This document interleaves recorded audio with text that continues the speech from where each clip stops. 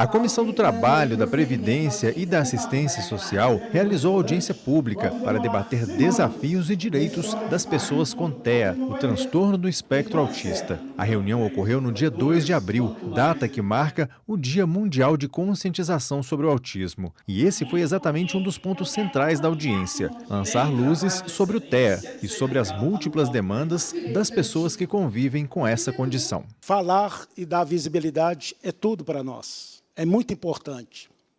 Eu sou avô de uma criança que tem uma doença rara. E esta causa, minha querida Maria Clara, não é causa política, é causa de vida. Essa defesa que nós temos que fazer com muita energia sobre o problema que aflige o nosso país. O autismo, ele tem sérios problemas na saúde. Vamos debater muito sobre isso, vide planos de saúde, né, minha gente?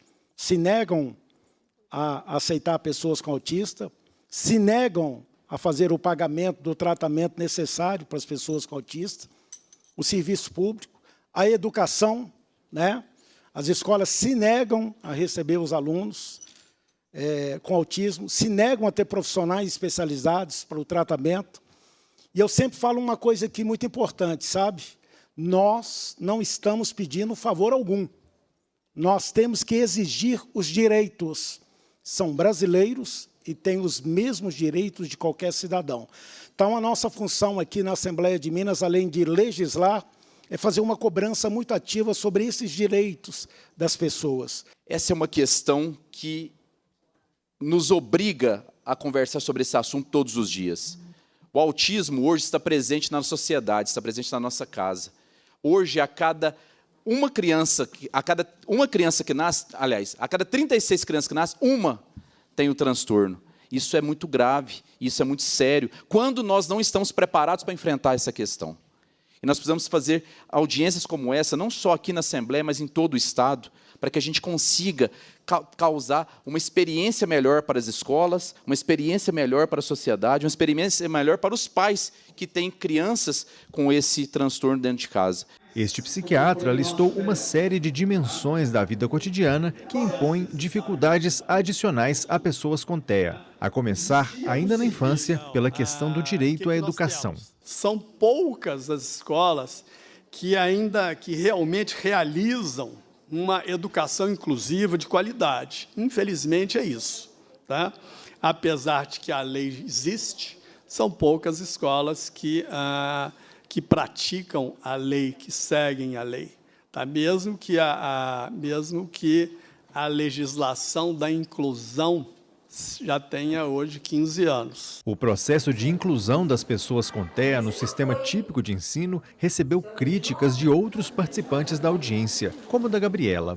Veio a lei de trazer essas crianças para dentro da escola tradicional. O maior erro do mundo. Por quê? Porque os professores não estão prontos. Os professores, eles não suportam aquele aluno que é difícil. Não é difícil não só no comportamento, mas é difícil porque ele pergunta demais. Eu sofri bullying na escola, Fundamental 1 e 2, mas o problema do bullying não é o bullying, é você pedir ajuda e não ser ouvida. As políticas públicas para formação de professores, recolocação desses professores para essas crianças é de suma importância. Porque a gente deixa de gostar de estudar. Eu deixei de aprender matemática, porque eu passava mal todo dia. E todo dia eu ia na coordenação da pedagoga e pedia ajuda. E eu era, mais uma vez, desacreditada, e eu era o problema. Até que teve que vir uma intervenção do pessoal da PAI, de uma psicóloga da PAI. E aí eu tive uma conversa franca com aquela pedagoga. E eu falei, você não sabe o que é inclusão. E aí nós voltamos a essa discussão, e eu falava muito isso durante o período da nossa campanha, ainda no ano de 2022, e como professor da rede estadual, que sou, e que tenho, né, essa convivência, de falar o seguinte: nós não sabemos os alunos que nós temos dentro da sala de aula. Nós não temos o diagnóstico do qual o aluno precisa do atendimento pedagógico, do qual precisa da equipe multidisciplinar, do qual precisa do atendimento psicológico em si apenas, ou do atendimento psiquiátrico, ou do atendimento social, ou do atendimento simplesmente da educação regular. E vamos dizer aqui, eu ouvi até a Gabriela falando, Gabriela, eu tenho uma notícia, né, que ela vai desagradar a todos, porque nós não temos 1% de escolas preparadas para lidar com o autismo. E escola particular também não está preparada. Nós temos escolas conteudistas, nós não temos escolas inclusivas. Quando nós falamos de autismo, gente, não é problema de educação e de saúde e de social, é um problema da sociedade como um todo. Ao investir nesse programa, nós estamos investindo na transformação da nossa sociedade. Os desafios do mercado de trabalho para as pessoas com TEA também foram lembrados. A gente pensa que as pessoas com PCD só têm deficiência. Não. Eles têm habilidades, às vezes, muito maiores do que as pessoas, que os típicos. Eles têm, né? Eles têm uma memória muito melhor do que a maioria de nós, eles têm observação de detalhes muito maior do que nós. Você imagina um cara desse que é detalhista, que tem uma percepção de detalhe, vai trabalhar com lapidação de pedra preciosa. Ele tem que ser treinado. Então, assim, é um erro a gente pensar que as pessoas com deficiência só têm deficiência. Não. Muitas vezes elas têm habilidades muito melhores do que a nossa. Tem que ser canalizado para aquele processo. Este defensor contou uma experiência bem-sucedida de inclusão no mercado de trabalho, que ele teve a oportunidade de viabilizar. Tive um estagiário autista e já tinha passado por mais de um defensor público, né? E veio até mim, e eu não estava nessa atuação ordinária, essa atuação que eu estou hoje na coordenação estadual. Eu sou titular da Defensoria de Tóxicos e Organização Criminosa de Belo Horizonte, uma das mais pesadas, umas mais difíceis de Belo Horizonte. E nessa atuação minha em Belo Horizonte, chega lá o estagiário. E eu falei, ótimo, vamos trabalhar. E a gente tem um volume de processo imenso, porque a grande maioria dos processos nesta área são da Defensoria Pública, e processos complexos. E eu falei, olha, a gente tem um fluxo gigantesco de prazos para cumprir tudo. Eu falei, olha, você fica responsável aqui por essas demandas em que você vai utilizar os modelos que a gente tem. E eram demandas menos complexas, mas que eu precisava de muita ajuda porque era muito volumosa. E isso eu faço com todos os estagiários, tá, gente? Não é porque era o estagiário que tinha autismo que ele nem tinha falado que tinha autismo. Depois que eu fiquei sabendo, ele não tinha se declarado. Até então, ele era um estagiário, entre aspas, problema dentro da defensoria, que não tinha se adaptado com outros defensores. Então, só para vocês entenderem como é que é. Só que eu tenho um filho com autismo e eu consigo ler vários sinais, né, desde pequeno e tal. E, na hora, realmente, eu não percebi muita coisa. E passei o trabalho para ele. Só que ele não fazia um modelo. Ele fazia do jeito dele, sabe? E era muito volume. E não estava dando conta, ele não estava dando conta de fazer no tempo que eu precisava. E eu falava com ele, e ele teimoso. Não, doutor, pode deixar. E aí, quando eu recebia um negócio diferente, estava certo, tá? Eu aproveitava. Ele estava certinho, eu aproveitava. Mas não estava na velocidade. Eu comecei a pensar e ver as peças que ele estava fazendo. Estava muito melhor que as minhas. Muito melhor que as minhas, com jurisprudência nova, com doutrina nova. Eu falei, gente... Aí a luzinha já acendeu. Eu falei, olha, essa questão comportamental dele, e muitos outros colegas, por exemplo, entendia como uma insubordinação, que não estava querendo, né, adequar ao trabalho em equipe e tal. E eu falei, não. E aí, o que eu comecei a fazer? Comecei a colocar aquelas petições, aqueles processos mais complexos, que geralmente eu fazia. E foi ficando melhor do que quando eu fazia. Sabe? E eu falei, pronto.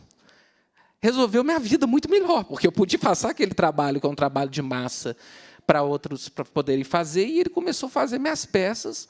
E assim, comecei a ser elogiado, ficava todo, né? Que bom. E falava que era a ajuda dele e tudo. E foi o melhor estagiário que eu tive com relação à produção de conhecimento. Mas o que ele precisava? Ele precisava ser compreendido. Precisava ter, ele, claro, depois em conversas com ele, não se declarou, eu acho que isso, de certa forma, podia ter prejudicado ele, né, de não se declarar como pessoa com autismo, mas é um direito dele também, né? E eu conversando com ele e falando da experiência do meu filho, e ele se abriu comigo, falou: eu tenho diagnóstico também. Falei: tem, beleza, não dei muita importância, né? Para exatamente não parecer que eu já tinha essa leitura anterior.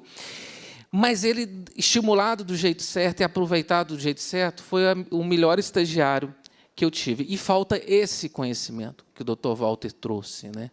Falta o conhecimento da população em geral. Como que eu posso conviver com a diferença? O que isso é conviver com a diferença? Todos nós somos diferentes, não somos? Né? Uns são mais comunicativos, outros são mais secos, outros são mais amáveis, enfim. Cada um tem uma forma de agir, uma forma de atuar. Por que, quando não se trata de pessoa com autismo ou com pessoa com deficiência, isso é natural para a gente absorver? Fulano é assim mesmo, é o jeito dele. Não, a gente tem que respeitar todas as pessoas, independente da condição, né? E começar a entender e potencializar esse desenvolvimento. Nós queremos o básico: ter direito a emprego, ter direito a ir e vir, a ser útil, sabe? Essa sensação de ser útil é tão bom. Houve ainda pedidos de familiares por mais acesso e continuidade em tratamentos de saúde relacionados aos autistas. Ela vai completar 1 ano de terapia e, por hora, só tem feito a fono e a neuropsicopedagoga. E ela já melhorou, assim, no contexto geral, 70%, vamos dizer assim. E tinha que ter mais acessibilidade às famílias, às terapias, porque sem elas não tem como. Porque para a família é complicado. Porque você vai até um ponto, né? Você não é o profissional que consegue fazer as mediações, né? Consegue entender os dramas, os afrontamentos que eles têm no dia a dia. Políticas públicas que demandam investimento. A deputada Nayara Rocha, uma das autoras do requerimento da audiência, disse que há hoje na Assembleia mais de 100 projetos de lei apresentados pela causa autista. Ela cobrou o governo por atenção e priorização dessas pessoas no orçamento. Uma das minhas maiores críticas ao governo do Estado é justamente a falta de investimento em políticas públicas para a inclusão social, mas principalmente para um tratamento diferenciado. No ano passado, nós não tivemos no orçamento sequer citado investimentos para as pessoas com deficiência, para as pessoas com autismo, para as pessoas com doenças raras. E isso nos deixa muito tristes, apesar de ter apresentado emendas no orçamento que não foram, né, nem sequer analisadas nos seguintes moldes de serem aí aplicadas de fato. A gente precisa que o governo do Estado faça a parte dele, como eu sempre digo, de enviar recursos para os municípios. O que a gente tem hoje são municípios assolados, municípios que não conseguem fazer contratação de bons profissionais porque não tem recurso para fazer. Toda a política pública de inclusão que hoje é realizada em todo o Estado de Minas Gerais sai exatamente ou do cofre único da prefeitura ou das emendas que os parlamentares mandam.